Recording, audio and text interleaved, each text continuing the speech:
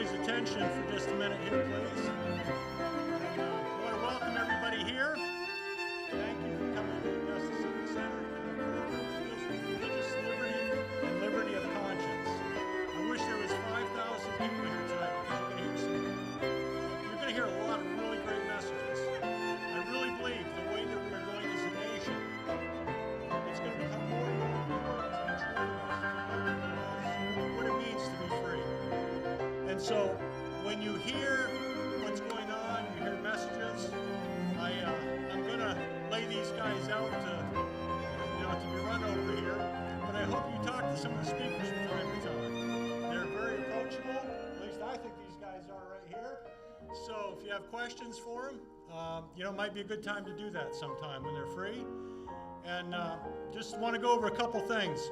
For the bathrooms here, you go down the hall, and go right to the end of the hall, and you'll see on the left side, there's both a men's and a women's restroom there. And there's plenty of room there, good-sized bathrooms. We have our own entrance. You guys have probably all come through that. It's the lower entrance. When you come into the building, it's hard on the right. So we're going to come and go through that entrance. Another thing with food, not everybody here is done the food situation, but there'll be food served for those that have ordered that, and that is going to be 2 on Friday for the lunch meal and the supper meal, and then on Saturday, the lunch and the supper there. There are a few meals left over if anybody decides that they do want to sign up for that, so you can see myself sometime, I guess, before lunch tomorrow. And a couple of other things I want to mention here. If I can read my own writing. The guy who wrote this stuff is terrible. Okay, if you want to bring friends, there's no more charge to come to the program. So bring your friends. They won't have to pay anything except if they want food. Bring your neighbors. Bring 500 people tomorrow. We'll open these doors up here, and we'll just branch out to a larger venue here. Really appreciate that. I guess there's no more questions on my part unless anybody has any questions they'd like to ask. Feel free. I'll be walking around here, or be sitting or whatever, doing the same thing you guys are doing, listening with grateful bliss to the speakers that we have. Tonight, I want to introduce our first speaker, Jonathan Zirkle. He's an attorney from California. He's moving out of California. Amen. And so he's an attorney with quite a bit of experience. So probably many people recognize his face and recognize who he is, and some may actually know him. And I'm looking forward to hearing what Brother Zirkle has to share with us tonight and throughout this weekend.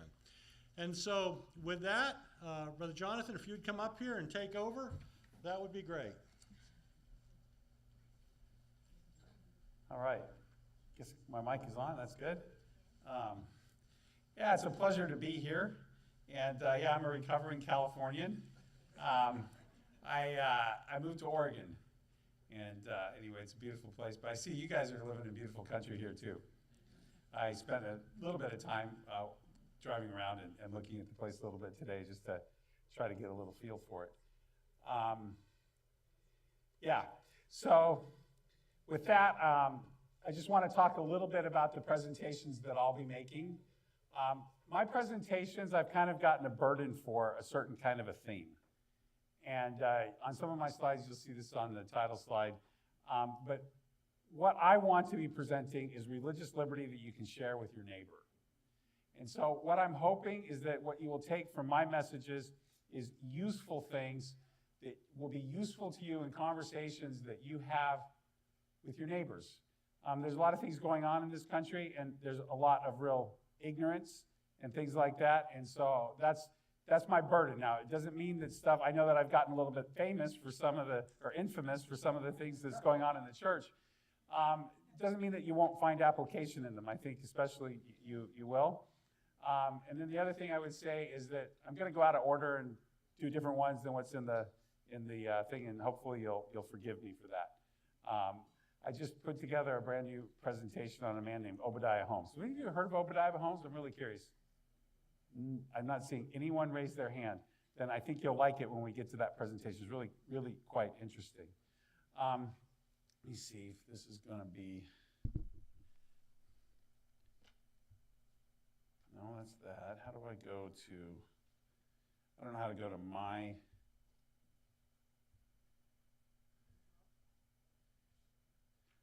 I may need, oh, here we go. I see it. I'll be able to do it. Okay, press play here, hopefully. And then I guess this is what I'll use to advance it. If not, I can use, okay, I'm just going to use the computer itself. I don't need that. Okay. Well, it did advance. Let's stay here. Let's start with a word of prayer. Dear Lord, I would just ask your Holy Spirit to be with us now.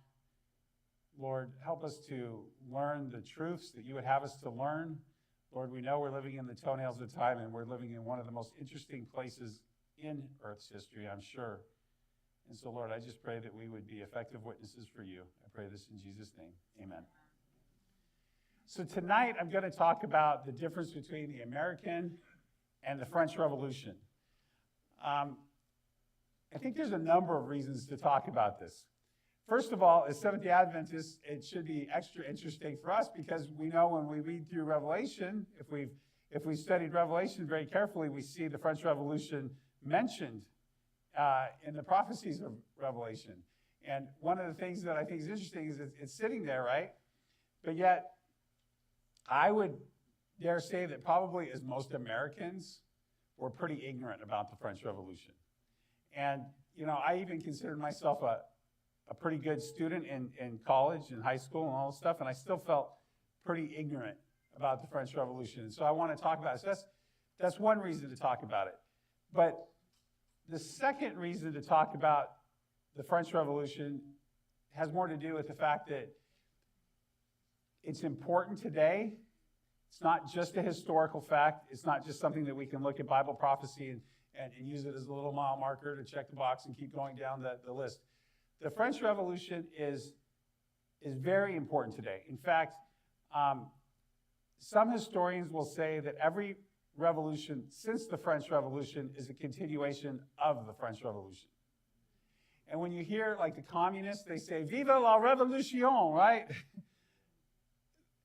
They're talking about the continuation of the French Revolution. There's no doubt that all of the Marxist, communist revolutions are all a continuation of that. And then with the American Revolution,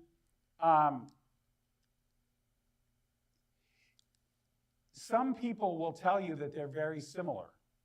In fact, they had some of the same players. If you know our history, you know Benjamin Franklin, I think, was over there. Thomas Jefferson was over there. Thomas Paine. Thomas Paine's an interesting character because in some ways he's a hero, in other ways he's absolutely not. And if you look, like, I know that when I was going through high school, Thomas Paine was presented as a hero, actually, and I didn't know any of the part he's not. But, you know, by the time he comes back to the United States after participating in the French Revolution, he's completely friendless. Nobody likes him. I think for a while they didn't even know where his grave was. Yeah. And I didn't know that part of the history. But if you've read Great Controversy, you know part of that, right? Because Great Controversy makes a comment about Thomas Paine. And I remember thinking to myself, well, is Great Controversy right, or is what my high school teacher's right? Doesn't make sense, right? And so you can see the French Revolution, American Revolution are very, very similar in some respects and very, very different in other respects. Did something change here? Okay.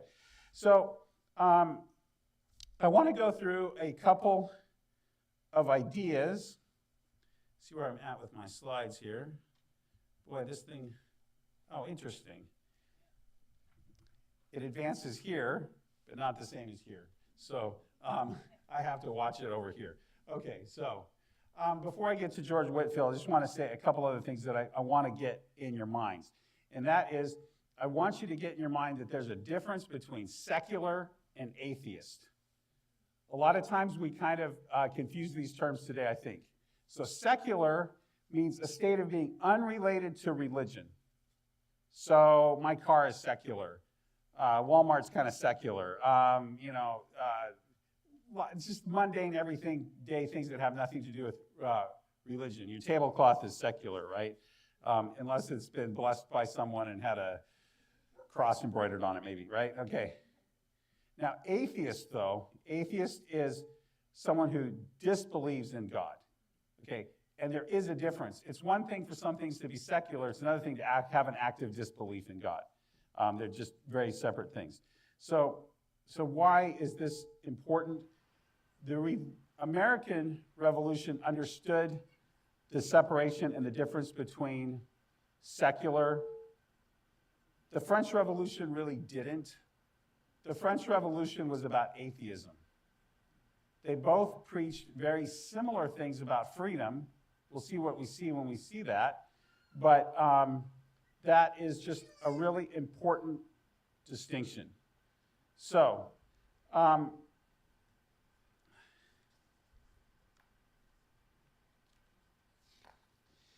when we talk about the French Revolution, what's going on there is there's a lot of talk about philosophy. And when you get to the French Revolution, there's a lot of these philosophers that matter.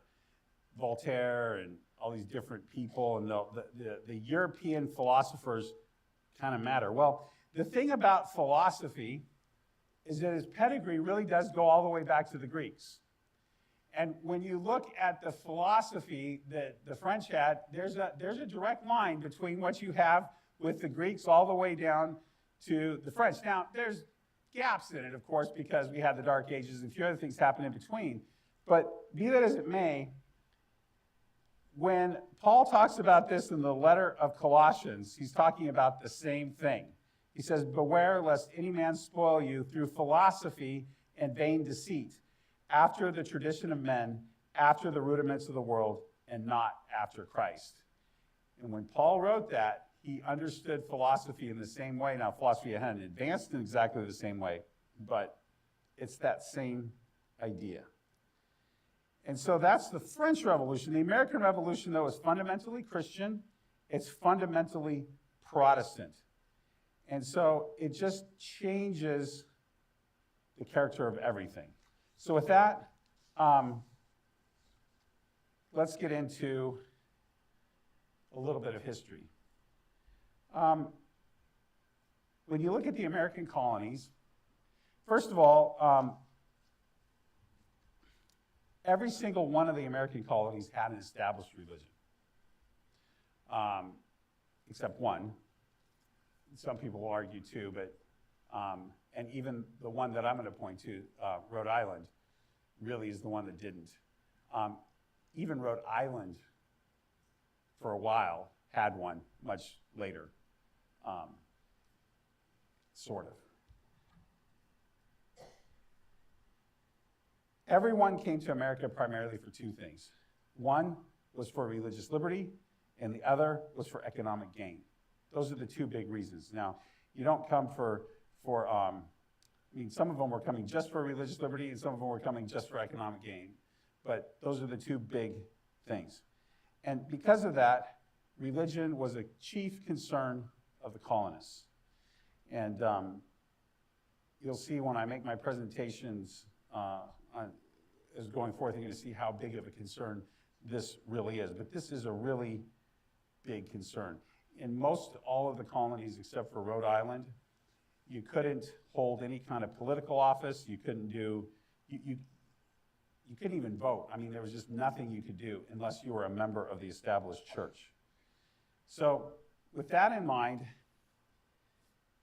I want to talk about George Whitefield. He shows up on the scene about 100 years after the colonies have been established here in America.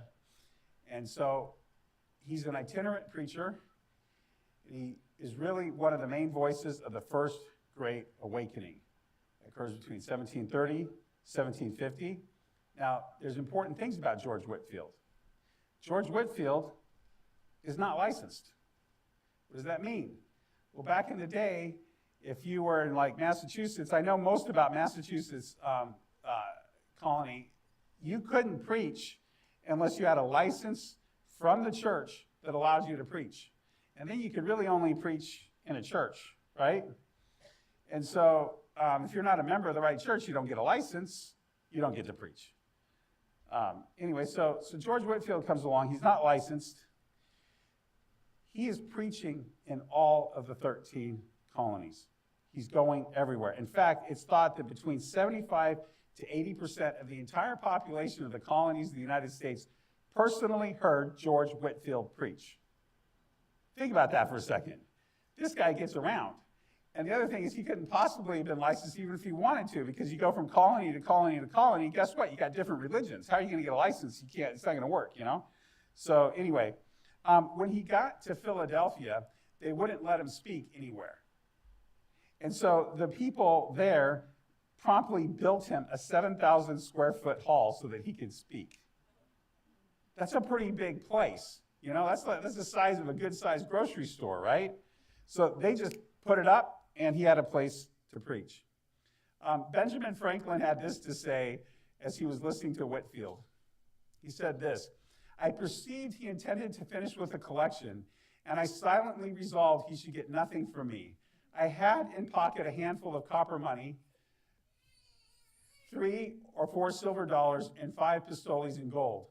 As he proceeded, I began to soften and concluded to give the coppers. Another stroke of his oratory made me ashamed of that, and determined me to give the silver. And he finished so admirably that I emptied my pocket wholly into the collector's dish, gold and all." So you can tell this is a popular guy. I love Franklin, the way he talks. What a man. He had this to say about the Great Awakening, what was going on.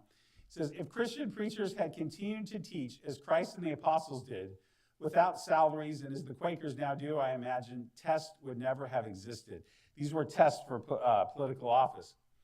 "For I think they were invented not so much to secure religion itself as the emoluments of it, or the benefits of it. When a religion is good, I conceive that it will support itself. And when it cannot support itself, and God does not take care to support, so that its professors are obliged to call for the help of the civil power, it is a sign, I apprehend, of it being a bad one. But I shall be out of my depth if I wade any deeper in theology."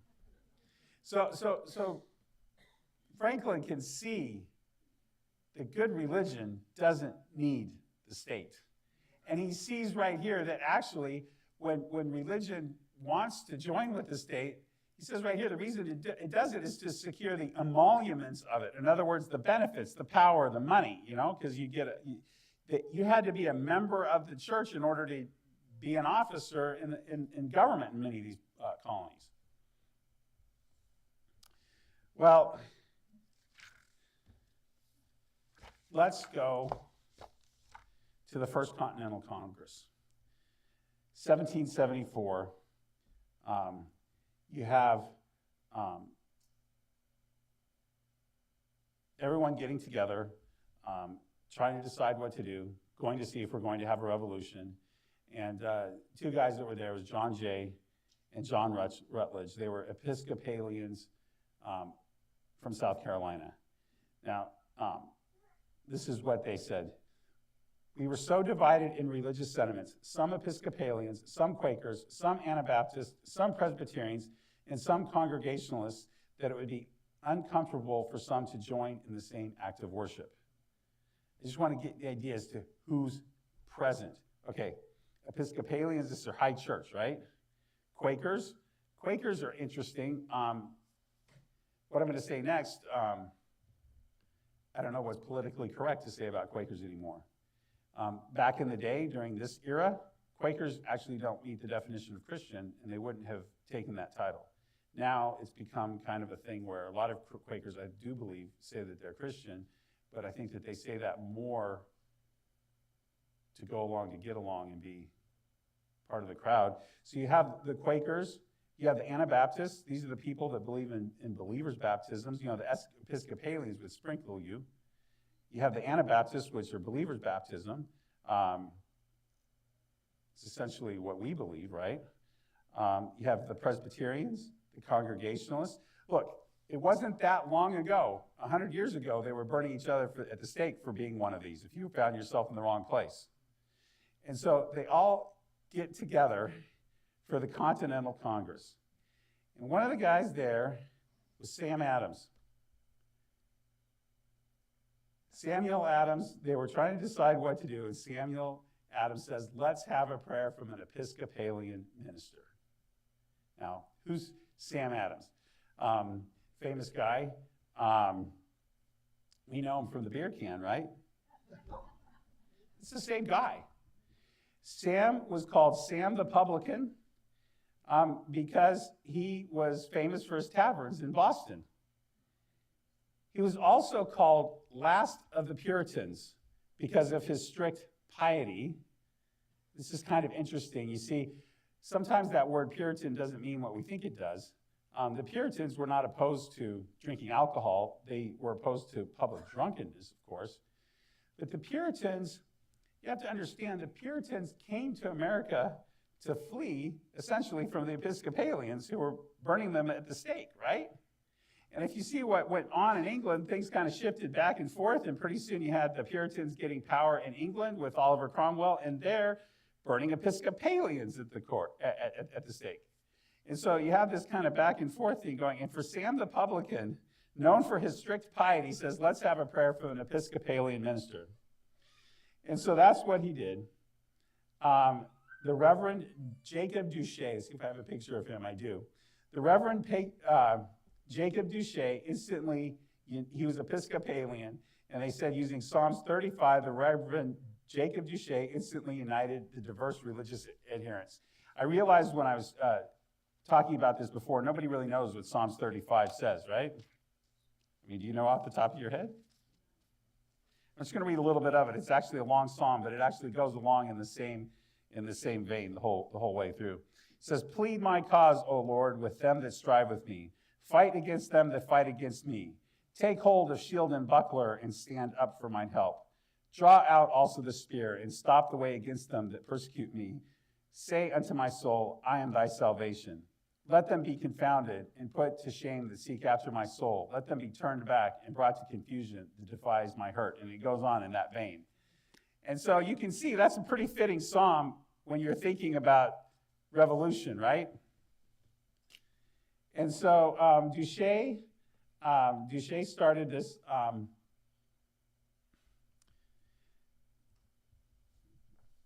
I just want to read what some people said about this. This is John Adams says this. After this, Mr. Duché, unexpected to everybody, struck out into an extemporary prayer which filled the bosom of every man present. I must confess I never heard a better prayer or one so well pronounced. That's John Adams said this. Sam wrote that the lessons of the day and the prayer were read by the Mr. Duché, who afterwards made the most excellent extemporary prayer by which he discovered himself to be a gentleman of sense and piety and a warm advocate for the religious and civil rights of America. Rhode Island Samuel Ward wrote that Duché's prayer was one of the most sublime Catholic, he uses the little c Catholic, well-adapted prayers I ever heard. Pennsylvania delegate John Reed observed that Cushing and Adams never were guilty of a more masterly stroke of policy than in moving that Mr. Duché might read prayers, and it has had a very good effect. Even Quakers shed tears, it was said. One delegate declared it was worth riding 100 miles to hear. So, in May of 1775, Massachusetts had a day of fasting and humiliation. Sam Adams wrote, it is upon the blessing of God alone that we must depend for the happy issue of our virtuous struggle. So you can see that with the American Revolution, there is a real theme of Christianity there, right? In June of 1776, John Adams was writing to his cousin, and this is what he said. Statesmen, my dear sir, may plan and speculate for liberty, but it is religion and morality alone which can establish the principles upon which freedom can securely stand. The only foundation of a free constitution is pure virtue, and if this cannot be inspired unto our people in a greater measure than they have it now, they may change their rulers, the forms of government, but they will not obtain a lasting liberty. They will only exchange tyrants and tyrannies. You cannot therefore be more pleasantly or usefully employed than in the way of your profession. His cousin that he's writing to was a pastor, pulling down the strongholds of Satan. This is not cant, but the real sentiment of my heart. In 1777, Samuel Adams in Pennsylvania gave a speech where he compared the Americans to the Israelites being led out of Egypt. Dr. Benjamin Rush in 1782, after the revolution, had this to say, which I think is really interesting. the French had just had a new monarch. And so they had a party in 1782 to honor the new French royal heir. It says, Protestant Americans were now eagerly celebrating what they had long been taught to hate, the French Catholic monarchy. The party, he said, shows us in the clearest point of view that there are no prejudices so strong, no opinions so sacred, and no contradictions so palpable that will not yield to the love of liberty. So, look, these people, there's a lot of Christianity in there, but at the same time, they were able to set aside the old hate that they had had in Europe. In fact, not just Europe. The one other thing, too, that you'll notice is that the French had done a lot to help the revolution. So I'm sure that went a long ways towards these things happening.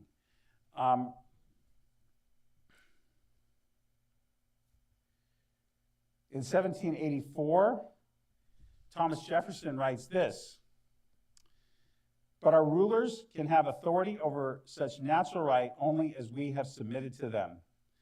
The rights of conscience were never submitted. We could not submit. We are answerable to them for our God.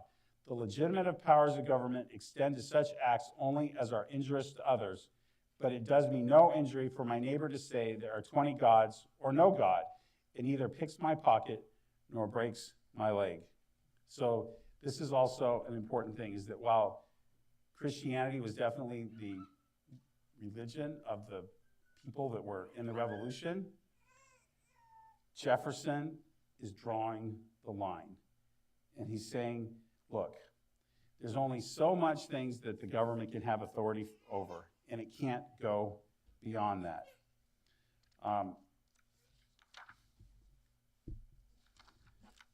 John Adams, in 1785, wrote this, "When all men of all religions consistent with morals and property shall enjoy equal liberty, property, or rather security of property, and an equal chance for honors and power, and when government shall be considered as having in it nothing more mysterious or divine than other arts or sciences, we may expect that improvements will be made in the human character and the state of society."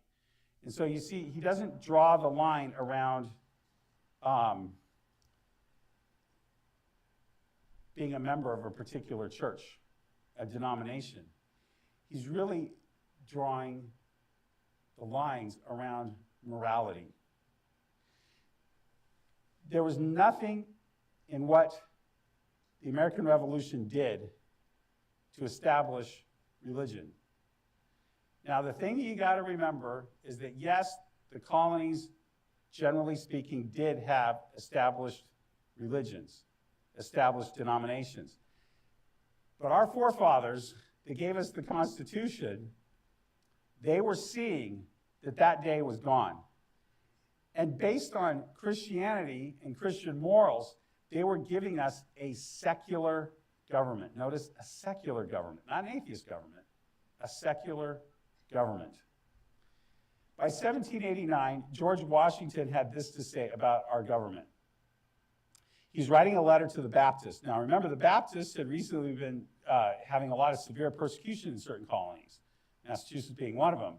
And he says this, "If I could have entertained the slightest apprehension that the Constitution framed in the Convention, where I had the honor to preside, might possibly endanger the religious rights of any ecclesiastical society, certainly I would never have placed my signature to it.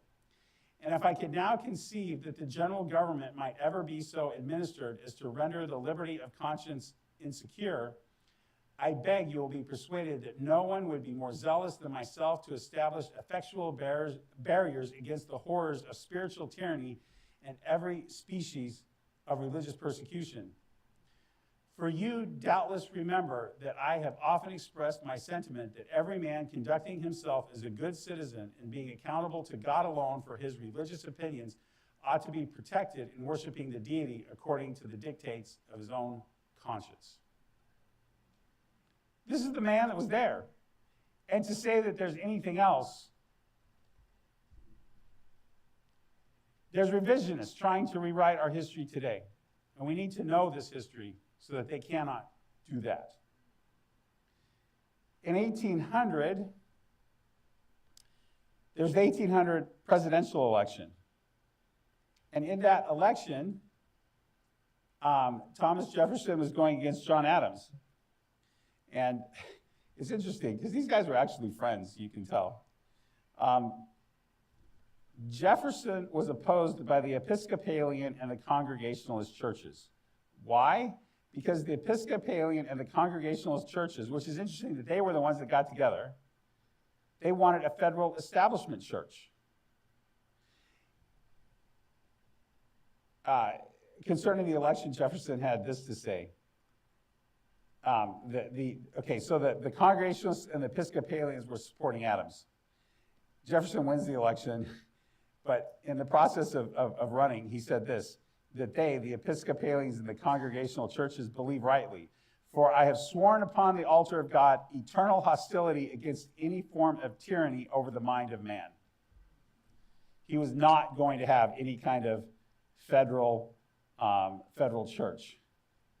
In 1813, John Adams was writing to Thomas Jefferson, and he said this, checks and balances, Jefferson, however you and your party may have derided them, are our only security for the progress of mind as well as the security of body.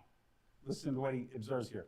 Every species of those Christians would persecute deists as soon as either sect would persecute another if they had unchecked and unbalanced power.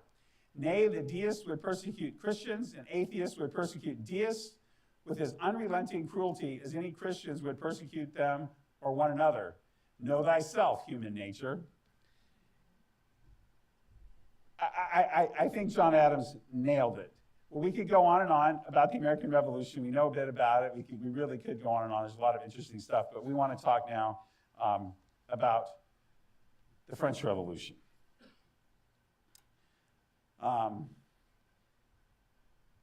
The French Revolution was started in May of 1789, and on August 26, 1789, you have the Declaration of the Rights of Man. Now, the Declaration of the Rights of Man was loosely based on the American Declaration of Independence, but isn't that interesting? If you Google this, you say you want to have an image of the Declaration of the Rights of Man, you always get this one. Doesn't it look like the Ten Commandments? It really does. Anyway, be that as it all may,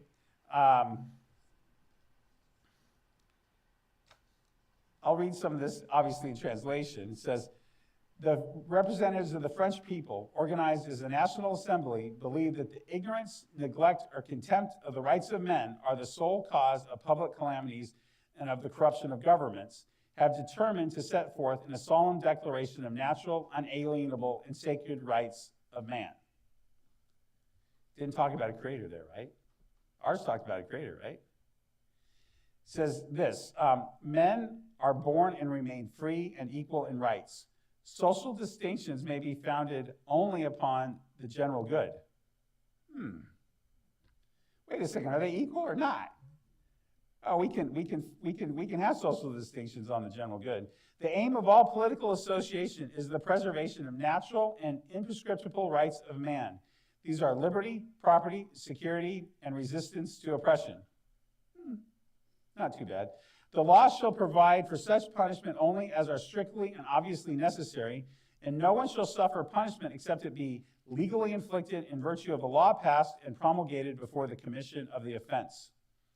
No one shall be disquieted on account of his opinions, including his religious views, provided their manifestation does not disturb the public order established by law.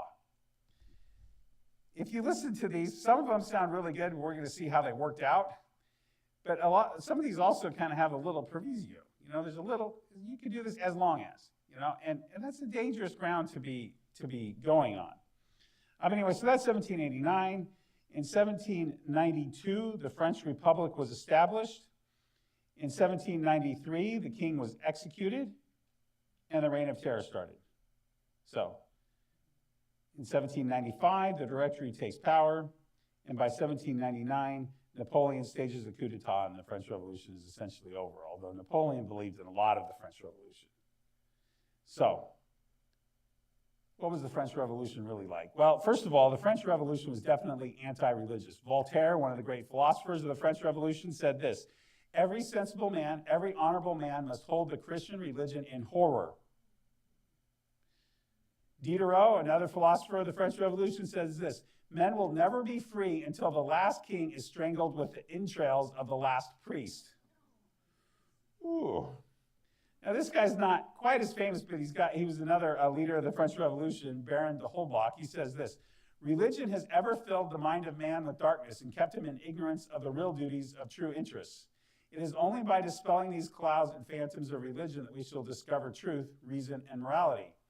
Religion diverts us from the causes of evil and from the remedies which nature prescribes.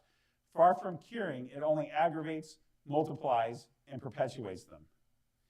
So you can see a little bit about the attitude of the leaders of the French Revolution. So remember, it started in 1789, those rights of men we saw, 1789.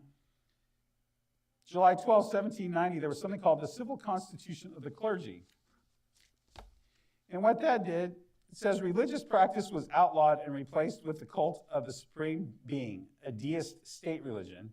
By 1792, the cult of reason was established as the official state-sponsored atheism. And then in 1793, you can see where this is kind of going, right? In 1793, you have something called the Genocide of La Vendée. This is the first modern genocide.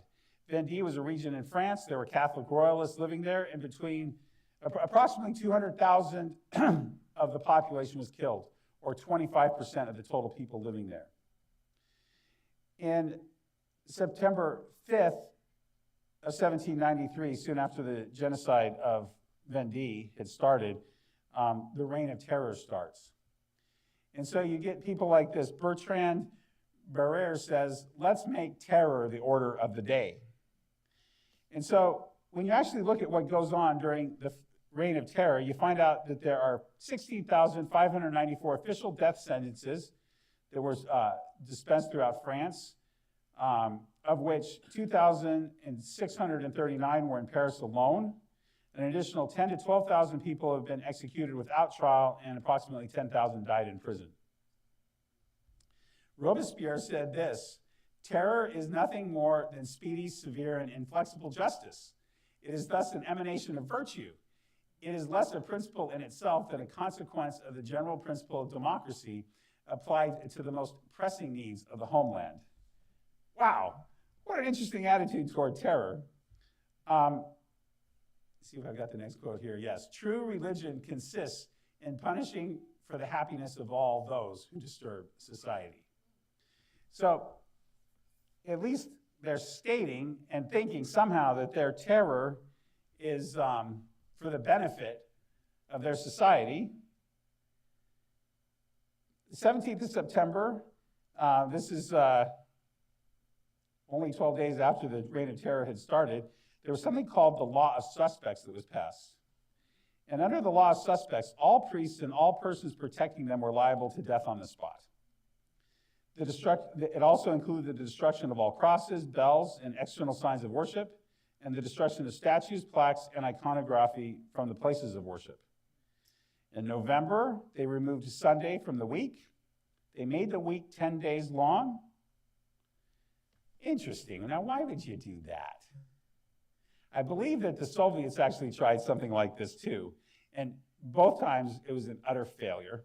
And so they reverted back by 1795 to the regular 7-day week. In November 1793, they held the Fête de la Raison in Notre Dame Cathedral. The goddess of reason was enthroned there and taken into the cathedral. It's interesting about her. Her name was Sophie Momoro, and she was eventually imprisoned by a revolutionary tribunal and died in obscurity. By July 27 of 1794, Robespierre was guillotined. And so you can see this was a rather turbulent time. Edmund Burke is a very interesting British man. he was watching the French Revolution from a distance, and he wrote about the French Revolution, and someone asked him about it, and he's kind of recounting that conversation. He says this: "I flatter myself that I love a manly, moral, regulated liberty, as well as any gentleman that society, but he who will. But circumstances are what render every civil and political scheme beneficial or noxious to mankind." So they're talking about, he'd been asked this question: do you think the French Revolution is a good thing? The French people have gotten their freedom. And this is how he starts to answer that question. He says this: "Is it because liberty in the abstract may be classed amongst the blessings of mankind, but am I seriously to felicitate a madman who has escaped from the protecting restraint and wholesome darkness of his cell on his restoration to the enjoyment of life and liberty? Am I to congratulate the highwayman and the murderer who's broken prison upon the recovery of his natural rights? I should therefore suspend my congratulations on the new liberty of France until I was informed how it had been combined with government, with public force, with the discipline and obedience of armies, with the collection of an effective and well-distributed revenue, with morality and religion, with the solidity of property, with peace and order and civil and social manners." He went on to say this about the French: "You have all the advantages in your ancient states, but you chose to act as if you had never been molded into civil society and had everything to begin anew. You began ill because you began by despising everything that belonged to you. You despised respecting your forefathers. You would have been taught, had you respected your forefathers, you would have been taught to respect yourself. You would not have chosen to consider the French as a people of yesterday, as a nation of low-born, servile wretches until the emancipating year of 1789. In order to furnish at the expense of your honor an excuse to your apologies here for several enormities of yours, you would not have been content to be represented as a gang of marooned slaves suddenly broke loose from the house of bondage, and therefore to be parted from your abuse of liberty to which you are not accustomed to and ill-fitted. Justifying perfidy and murder for public benefit will soon become the pretext and the property in murder of the end, until rapacity, malice, revenge, and fear, more dreadful than revenge, can satiate their insatiable appetite." He saw the French Revolution for what it was.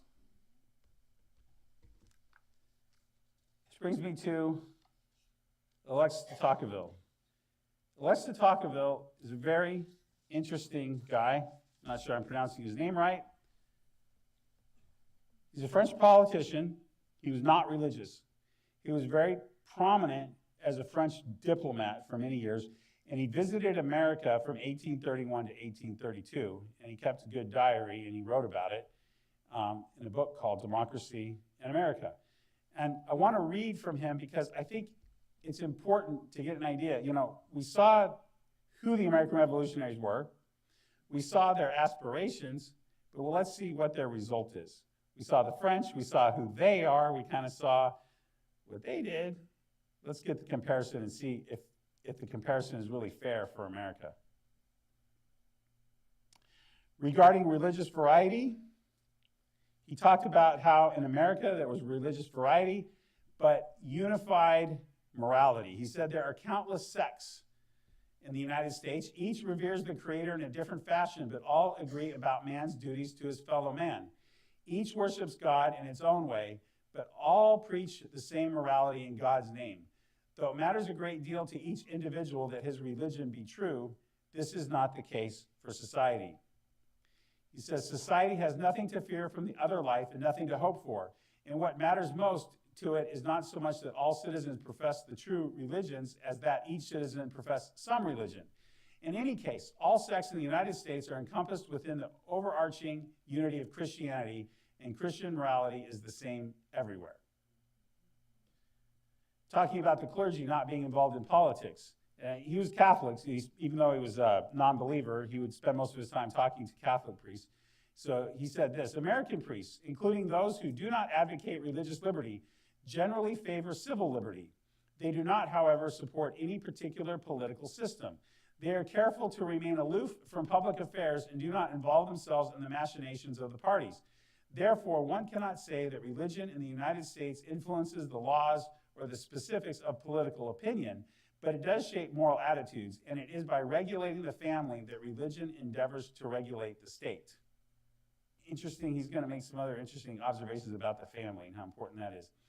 Here he does right here, home, the bedrock of social order. It makes me wonder what was going on in Europe for him to make this observation. He said this, in Europe, virtually all social disorders are born at home, close to the hearth and not far from the marriage bed. When an American leaves the discord of the political world behind and returns to the bosom of his family, he is greeted at once by an image of order and peace. There, all pleasures are simple and natural, all his joys tranquil and innocent. And so, like I said, I'm not quite sure what's going on in Europe for him to make this kind of an observation, but I think it's a good observation, and it's one that should be a lesson to us. It is important. The home is important. Talking about the religion being respected, he says, but revolutionaries in America are obliged to profess certain public respect for Christian morality and equity, so that it is not easy for them to violate the laws when those laws stand in the way of their designs. So in other words, they can't be the kind of French revolutionaries, right? They have to respect religion. And even if they can overcome their own scruples, they would still be held in check by the scruples of their supporters. No one in the United States has yet dared to propose the maxim that everything is permitted in the interest of society, a wicked maxim that seems to have been invented in the age of liberty to legitimize all the tyrants of the future. He said this, Americans so completely confound Christianity with liberty that it is almost impossible to induce them to think of one without the other. For them, moreover, this is by no means a sterile belief, a legacy of the past that lives smoldering in the depths of the soul, but a vital article of faith. Now, this is really cool when you stop to think about it. If Christianity is confounded with liberty, this is something that we need to preach. We need to be like this. We need to regain this, because I'm not quite sure that this is always the feeling. He goes on to say this, the philosophers of the 18th century had a very simple explanation for the gradual attenuation of religious belief. Religious virtue, they said, was bound to dwindle as liberty and the Enlightenment increased. In Europe, the unbelief of certain segments of the population is rivaled only by the brutishness and ignorance, whereas in America, we find one of the freest and most enlightened peoples in the world zealously observing all of religion's outward requirements. In France, I know the spirit of religion and the spirit of liberty almost always pulled in opposite directions. In the United States, I found them intimately intertwined. Together, they ruled the same territory. On separation of church and state, he said this, in order to learn more about it, I questioned the faithful of all communions. To each of them, I expressed my astonishment and revealed my doubts, and I discovered that they differed among themselves only on matters of detail. To a man, they assigned a primary credit for the peaceful ascendancy of religion in their country to the complete separation of church and state. I state without hesitation that during my stay in America, I met no one, not a single clergyman or layman, who did not agree with the statement. Now, what's interesting is when he's writing this, 1831 to 1832, this is when the final of the last establishment churches in the States were going away. He says this, as long as religion rests solely on the sentiments that console man in his misery, you can win the affection of the human race. But when it embraces the bitter passions of this world, it may be forced to defend allies acquired through interest rather than love. And it must reject his adversaries, men who love it still, even as they do battle with its allies. Religion cannot share the material made of those who govern without incurring some of the hatred they inspire. He said this, as a nation's social state becomes increasingly democratic and as societies lean toward republican forms, it becomes increasingly dangerous for religion to join forces with authority, for power will soon pass from hand to hand. One political theory will replace another, and men, laws, and constitutions themselves may vanish or change from one day to the next, not just for a while, but constantly. Agitation, instability are inherent in the nature of a democratic republic, just as stasis and slumber are the rule of absolute monarchies. Unbelievers in Europe pursue Christians as though they were political enemies rather than religious adversaries. They hate faith as though it were a party opinion rather than an erroneous belief. In Europe, Christianity allowed itself to become the close ally of temporal powers. Today, these powers are collapsing, and Christianity finds itself buried, as it were, beneath the debris. A living thing, it has been lashed to cadavers. Cut the ties that bind to the dead, and it will rise again. He's talking about how there was that union of church and state with the monarchies, right? Just talking about political opinions in general, I also learned that in God's eyes, no one is damnable for his political views so long as those views are sincere, and that there is no more sin in erring about matters of government than being mistaken about how to build a house or plow a furrow. He said this about Europe. Why does this picture not apply to us? Among us, I see men who have ceased to believe in Christianity without embracing any other religion. I see others who are struck in doubt and pretend they no longer believe. Still others are Christians who continue to believe, but they're not admitted.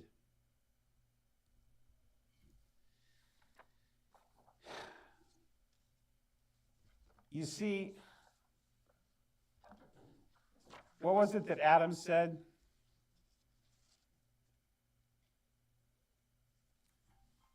Let me find this quote.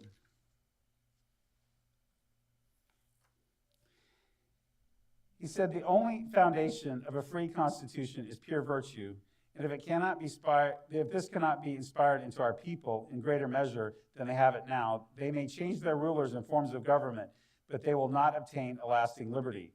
They will only exchange tyrants or tyrannies. Welcome to France. But you can see that was not the case in America. In America, we did have a vibrant Christian faith, but you can also see that that Christian faith was absolutely separated from the government. But is that the world that we're living in today? It's not. When I talk about America, I'm talking about America that is past. And it's America that is gone. And so, what do we see here? American society, well, in some areas, it's a transition towards atheism. You can see that. Recently, we've seen it a lot in like the argument over abortion, the Dobbs decision. That's a fight between atheism and, I don't know. I don't want to paint with too broad of a brush. If you actually look at what the Dobbs decision does, it doesn't do that much. It just changes the place where the decisions are made. Instead of being federal, it moves it to the states. But yet, this was part of a larger attack. This is part of a larger plan. And one of the things that I will say, as you listen, I'm going to be giving some other talks about different parts of the history of America. And what I would say is that the people that are calling for America to return to religion today are not calling for that kind that we just read about here. They're calling for Puritanism. They're calling for Massachusetts. Now, when I came out here, I was kind of hesitant. I'm like, boy. In fact, I even did a little research. I looked it up. It says, where'd Maine come from? And then I realized you guys came from Massachusetts. So here I am on your home turf. You know, you come out to California. I'm learning Oregon now. But you come out to California, I'm sure I can tell you a few things that most people outside of California can't tell you. You know what I mean? And I felt like, oh boy, I'm coming here to Massachusetts to tell some people a little bit about Massachusetts. I apologize if I get anything wrong. But what I will say is that Massachusetts Bay Colony was not a place of religious freedom. This was a place where the Puritans could come to be free from persecution, to worship and govern in the way they saw fit. But the way they saw fit was not freedom. And so we're seeing this fight going on, and I think it's just really, really important. There's the Hegelian dialectic. Are you guys familiar with that? This is the idea that society advances when you have two ideas fighting each other, and then there's a synthesis, and two ideas fight each other, and there's a synthesis. there is some truth to that. However, once you understand that, you can abuse it. And the way you abuse it is by trying to set up the fight so that you set up which two fights, who's fighting each other. And so, in what we have today is we have this Hegelian dialectic being played out, I think, in front of our eyes, but they're not saying that we should go back to the America of the American Revolution. They're saying to go back to something else. And yet they're setting it up against the French Revolution so that the answer is obvious, because the French Revolution is a terrible thing. What's the solution? Well, the solution truly is the American experience. The solution, I believe, is obvious if you study it, but you have to study it. And right now there's so much ignorance that if you're ignorant, it's not obvious at all. And really, I go back to Roger Williams. Roger Williams is truly in the era of, in my view, of religious liberty, he is one of my heroes. And really, Roger Williams understood using religion, you would have separation of church and state. And we'll talk a little bit later in one of my other presentations about the doctrine of two tables. This is Roger Williams, so be listening for that. So what's the solution to all of this? Well, liberty alone is not going to be the solution. The solution is virtue. Remember this guy? We started the presentation with him. George Whitefield. And the Great Awakening. The solution is not going to be who you vote for president. The solution is not going to be which party you support, or if you manage to get the right judges in. The solution lies in the people. And this is where the real problem lies. The government cannot instill virtue. The churches do. And so with that, I would say we have our work cut out for us. Our job, twofold. One, I believe, is to explain our history honestly so people know where we came from and how we got here. And secondly, Jesus. If we cannot lead people to Jesus, we cannot lead them to true morality. And if we can't lead them to true morality, it doesn't matter how much freedom and how much democracy you have, you will just exchange one tyranny for another. And so with that, I hope that this weekend will be a real blessing as we continue to learn together. I always like to close with prayer. Dear Lord, I thank you so much for the fact that you rose up this country. And Lord, we can see in our history that it was raised up by Christians. And not just people who happen to be Christians but were politicians. No, it was raised by preachers. It was raised by people who took their religion seriously and learned from you how to have this country. Lord, please be with this country. Please go with us now as we continue to learn more about religious liberty and freedom of conscience. I pray this in Jesus' name. Amen.